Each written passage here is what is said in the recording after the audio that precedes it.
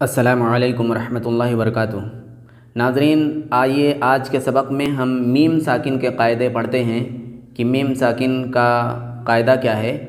میم ساکن کے 3 قاعدے ہیں۔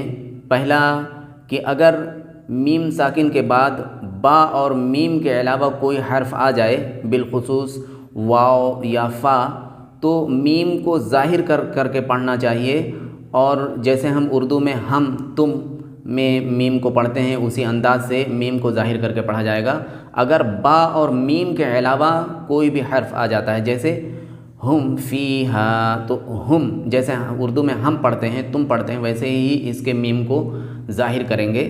ہم فیہا لکم دینکم، لم یلبسو، لم یلبسو۔ دیکھیے میم ساکن کے بعد نہ تو میم ہے اور نہ ہی با ہے، تو اس لیے اس کے میم کو خوب اچھے انداز سے ظاہر کر دیں گے۔ لم یلبسو، ام لم، اور یہ کب ہوگا؟ جب جلدی سے پڑھیں، ام لم، ام لم، یہاں رک کر کے گنگنانا نہیں، جیسے ام لم اس طرح سے نہیں پڑھنا ہے، جیسے ہم تم جس سے پڑھتے ہیں ویسے ام لم تنذرہم، ہم لہم اجرن، لہم اجرن۔ تو میم ساکن کے بعد اگر با اور میم کے علاوہ کوئی بھی حرف آ جاتا ہے تو اس کے میم کو ظاہر کریں گے، وہاں ٹھہریں گے نہیں، غنہ نہ ہونے پائے۔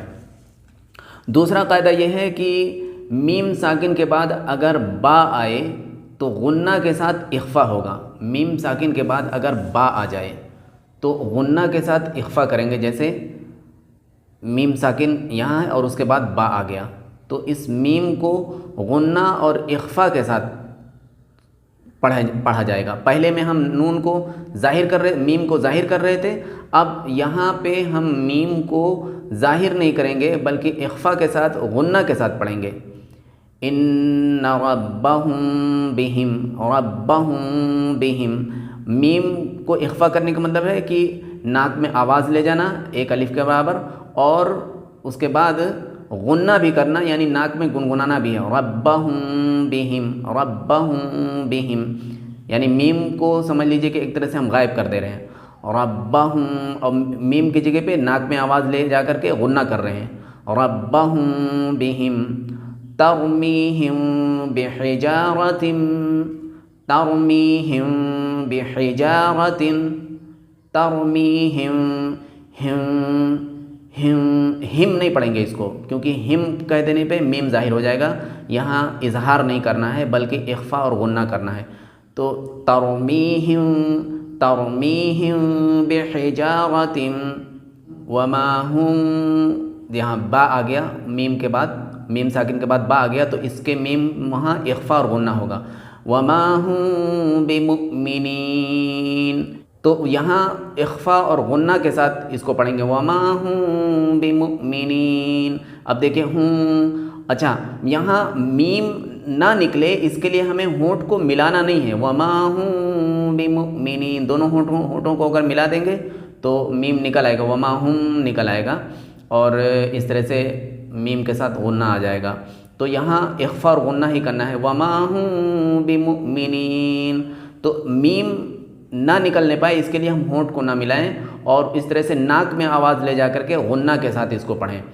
فبشرہم، فبشرہم بعذاب، ہم بعذاب، ہم بعذاب۔ اور تیسرا رول یہ ہے کہ جس کو ادغام شفوی کہتے ہیں، میم ساکن کے بعد میم آئے تو میم کو میم سے ملا کر غنہ کے ساتھ پڑھا جائے گا۔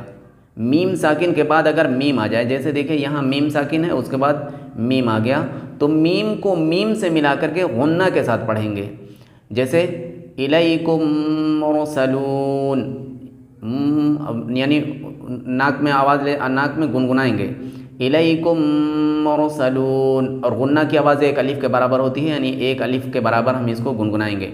الیکم مرسلون لہم ما یشاءون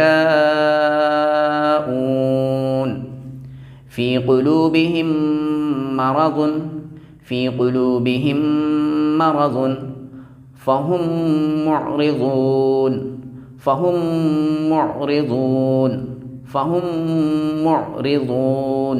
تو اس طرح سے میم ساکن کے بعد اگر میم آ جائے تو ہم اس میم کو میم سے ملا دیں گے اور غنہ کے ساتھ پڑھیں گے۔ تو ناظرین ہم نے 3 رول آج دیکھا ہے میم ساکن کا قاعدہ۔ اگر میم ساکن